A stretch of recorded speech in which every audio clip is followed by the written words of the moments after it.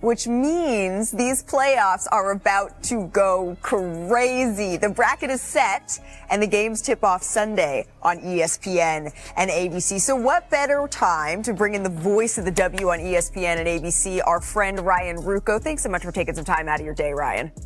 Oh, you got it, Malika. I'm pumped this weekend. I know you are as well, so it's good to be here. I am stoked. And what do you say we start where you are with the Liberties? Stewie, Sabrina, and company, they're the heavy favorites, right, over the 8th-seeded Dream, despite Atlanta actually knocking off New York last night to claim that final playoff spot. Ryan, Atlanta is tied actually for the lowest winning percentage of any team ever to make the W playoffs. Do they have any shot here of pulling off the upset?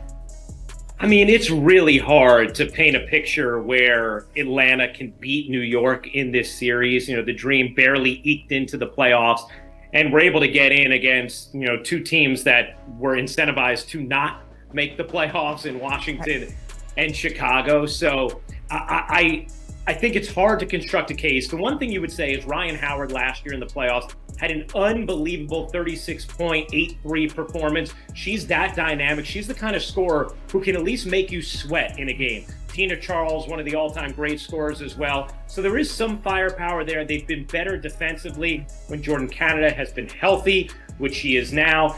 But it's hard to construct an argument. I think for the Liberty, your concern would be Sabrina Ionescu and the way she's played since the Olympics, which more or less coincided with when she dealt with a neck injury.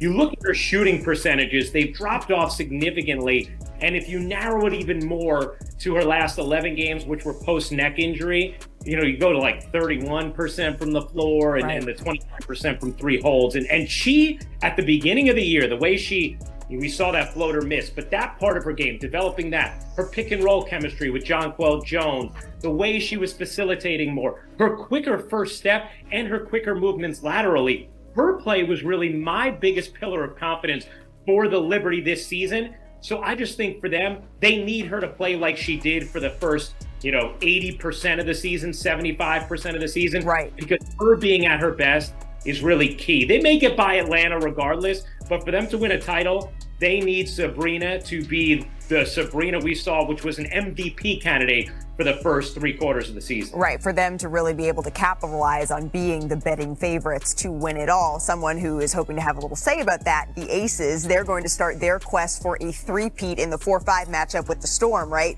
So Las Vegas took 3 out of 4 games against Seattle in the regular season. It's the 3rd time these two teams have met in the playoffs, each one of the 2 occasions prior. By the way, the winner went on to win the WNBA title. So Ryan, we know the historic numbers, right, that Asia put up this year, but I'm sure it's the historic three-peat now that she's after. So what are you looking to see from Vegas in this series?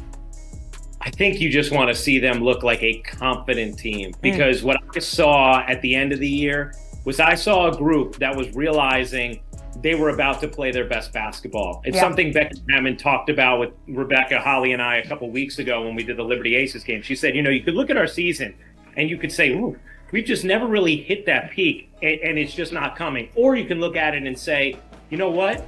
It's pretty exciting because I think it's about to come.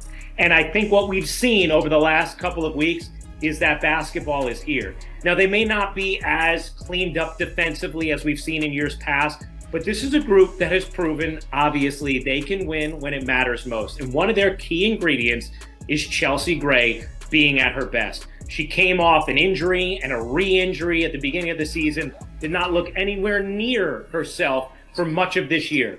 Over the last few weeks, she has looked much more like herself. Maybe not full bloom, but good enough to put the fear of God in opponents, especially when it comes clutch time. Saw her hit a huge shot against Connecticut a couple of weeks ago. Saw her have a big performance against Indiana. Chelsea Gray a couple years ago had maybe the greatest playoffs of any player in this league's history.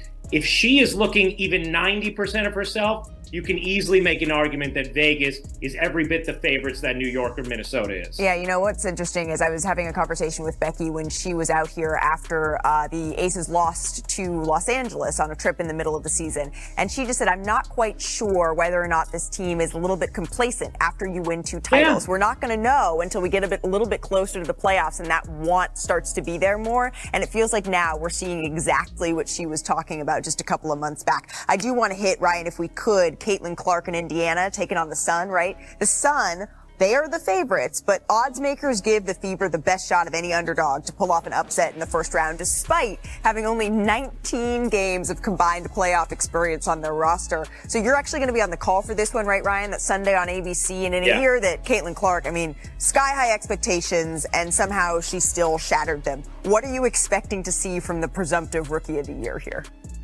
I think we'll see her rise to the moment like she usually does. You know, I think one of the things that helps her is she has seen every kind of defense you could possibly see throughout the course of this season. A lot of times you go into a playoff series and you say, hey, this team's going to be able to be more lasered in. They're going to be matchup oriented. They're going to have time to prepare, and that's going to provide problems. And it's definitely going to provide challenges for Caitlin and for Indiana, because it is different than when you're in the sloth of the regular season and a team's playing 4 games in 6 days, whatever it might be. However, she so benefits, and her team benefits, from the fact that they got that defensive attention all season long. She knows how to handle it. And I think you're going to see something much different than what we saw when Caitlin started her career in Connecticut at the beginning of this regular season. Now, having said that, even though I think it's easy to say at this point she's already the best guard in the league, she and Indiana are going up against a Connecticut team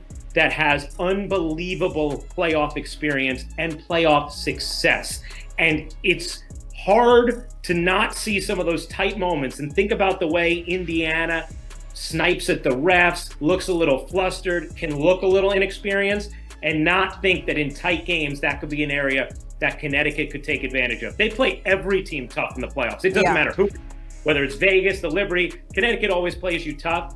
I think you have to give them a little edge in the series because of that and the experience, but I think Caitlin plays well, and so does Indiana. Well, and our very own Shanae Gumake has said on the show, when you're looking for maybe some dark horses to keep an eye on in this postseason, Connecticut is one, and the Minnesota Lynx are another. And it's fitting, Ryan, that this one could be last up, right, in what could potentially be the final playoff series for Diana Taurasi. The Mercury will face a tough task of taking on Nafisa Collier and the Lynx. Minnesota beat Phoenix 3 times this season, with all of those victories coming by double digits. So this Lynx team was a winning machine during the regular season, Ryan. Do you see them slowing down anytime soon?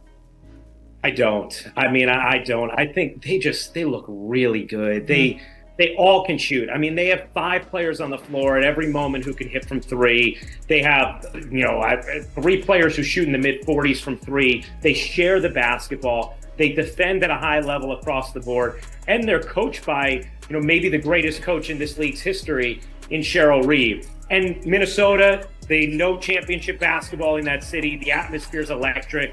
Phoenix also is kind of limping into these playoffs. So it's hard to craft an argument where you could say Minnesota drops this series. Minnesota, the Liberty are the favorite. They've had the best regular season.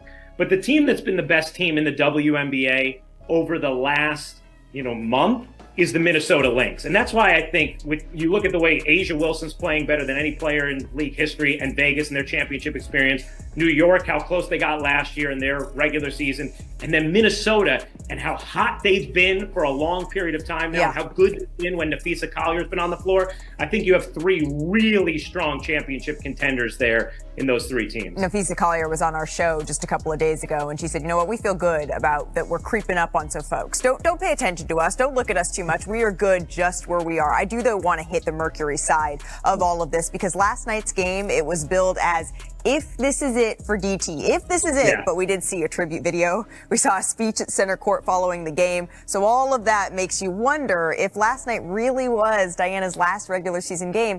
How would you describe her impact on the WNBA? I mean, she's incredible, Malika. She's truly incredible. And I think, one of the things our mutual friend Sue Bird always says, and Diana's best friend, is if you talk to a lot of today's generation of WNBA players, they will say Diana Taurasi was my favorite player, is my favorite player growing up. If you look at her game, the way she shoots off the dribble, the way she's won, this is a player that's 16-2 all time in winner-take-all games. That's such a ridiculous record. You think about her college championships, yes, her sophomore year, their team was loaded. Go back and look at the roster she won with junior and senior year. She was an unbelievable force. I love the Gino Auriemma quote. Sometimes it's just about, we have Diana Taurasi and you don't. And a lot of times that's all that matters. And I also think this, Malika, she plays with a flair and that it always drew people in. But I wonder if she had come along today, if it would have drawn people in even more. My only wish is that both she and Candace had announced their retirements before they were playing their final seasons, so we could have properly celebrated both of them. Because when you talk about the GOAT in this league's history, those are really the two names. It's Candace Parker, it's Diana Taurasi, and they both deserve a lengthy celebration. So I hope whenever Diana plays her final game here in these playoffs, whatever arena it's in, she gets the acknowledgement she deserves, because we would not have the fertile ground we have for Caitlin Clark and everybody else to capitalize on the WNBA today if it wasn't for Diana Taurasi and what she did for this league. That is so incredibly well put. I think nowadays Mamba mentality is evoked oftentimes, maybe a little too much. It's maybe used a little bit willy-nilly. But Diana Taurasi certainly and wholly, as Ramona Shelburne said earlier, embodies that. She is an absolute killer on the court and one of the kindest and funniest people you will meet off of it. I'm so very thrilled for her wife, for her daughter, and her entire family, if this is it. A huge round of applause for DT, because it's been a privilege to watch her play. Ryan, you're about to be incredibly busy. Hi, Caitlin Clark had a historic rookie season in the WNBA, both for her impressive performances on the court and her impact off it. She broke single-season and single-game assist records and set rookie marks for points and three-pointers. Leading the Indiana Fever, she also ended the team's longest playoff drought, becoming one of the most versatile players in the league. Clark's impact is reflected in the WNBA's ratings and revenue. Her presence was crucial to the Fever's 36 nationally televised games, leading the league in that regard. Her games broke ratings records, including 2.3 million viewers for ESPN's matchup against the Chicago Sky, as well as all-time highs on CBS, ABC, and NBA TV, even surpassing NBA games. Under Clark, 90% of the Fever's games were nationally televised in 2024, and that number is expected to reach 100% in 2025. Clark has played in 20 of the 23 WNBA games that have surpassed 1 million viewers, a feat not achieved since 2008. Her impact has been compared to legends like Babe Ruth and Michael Jordan, fueling the WNBA's growth. Her rivalry with Angel Reese, dating back to their college days, further fuels audience interest. Her college basketball career was already impressive, with record-breaking viewership in the Elite Eight, 12.3 million, and Final Four, 14.2 million. In the championship game against South Carolina, Clark helped draw 18.7 million viewers, a historic milestone for women's basketball. In the 2024 WNBA draft, her entry into the league drew 2.45 million viewers, breaking the previous record. The All-Star Game was also boosted by her presence, doubling viewership compared to previous years. Clark brought a new era to the WNBA, taking the sport to unprecedented levels of popularity. Thank you for watching. Leave your comments and don't forget to subscribe. A hug and see you next time.